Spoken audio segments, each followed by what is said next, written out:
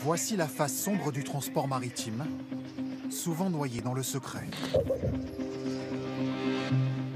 Des cargos pris dans la tempête, perdant leur chargement. Des conteneurs dans les profondeurs des océans. Oh mon Dieu! En moins d'1 an, 3000 boîtes tombées à l'eau. 40 pour le cargo APL England. 260 pour le Maersk Eindhoven. Et même 1816 pour l'Apus One, dont la pile s'est effondrée en mer, tel un château de cartes. 64 contenaient des matières dangereuses. Derrière chacune de ces images impressionnantes, une bombe écologique pour les fonds marins, révélée par des prélèvements.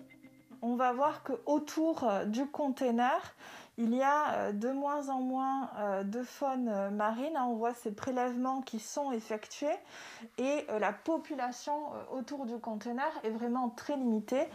Selon les experts, la plupart des boîtes perdues ne seraient jamais déclarées pour éviter d'en payer le remorquage. Alors le fléau reste invisible, jusqu'à ce qu'il arrive sur nos côtes. Il y a 2 mois, sur le sable breton, des billes de plastique, probablement issues de conteneurs. Je savais qu'il y en avait beaucoup, mais pas à ce point-là. Ou encore sur les plages néerlandaises, il y a 2 ans. Les habitants découvrent des ampoules, des jouets, des chaussures. Moi, j'ai surtout trouvé des sandales. Et comme j'en ai collecté une 50aine, j'arriverai bien à faire une paire. Il arrive aussi que ces boîtes restent à la surface des océans. Comme il y a 1 mois, pour le plus grand bonheur de ces pêcheurs, tombés sur un chargement de cigarettes.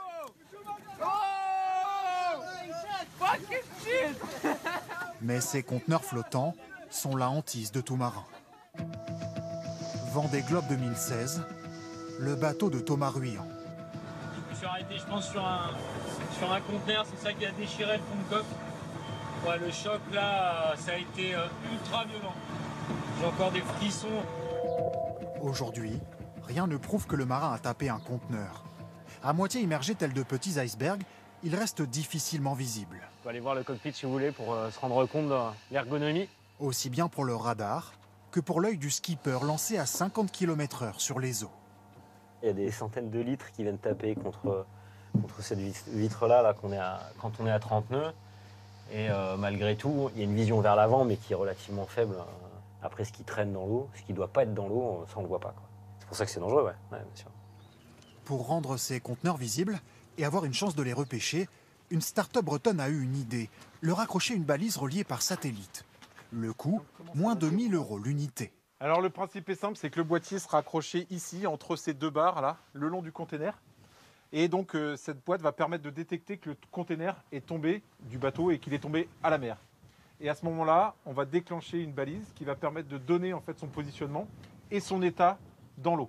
On souhaiterait que les assureurs puissent imposer au moins, par exemple pour les matériaux dangereux ou polluants, que les containers qui transportent ce type de marchandises soient équipés déjà dans un premier temps. Premier déploiement l'an prochain, avec quelques centaines de balises déjà commandées par un client. Une goutte d'eau dans un océan de 200 millions de conteneurs transportés chaque année dans le monde.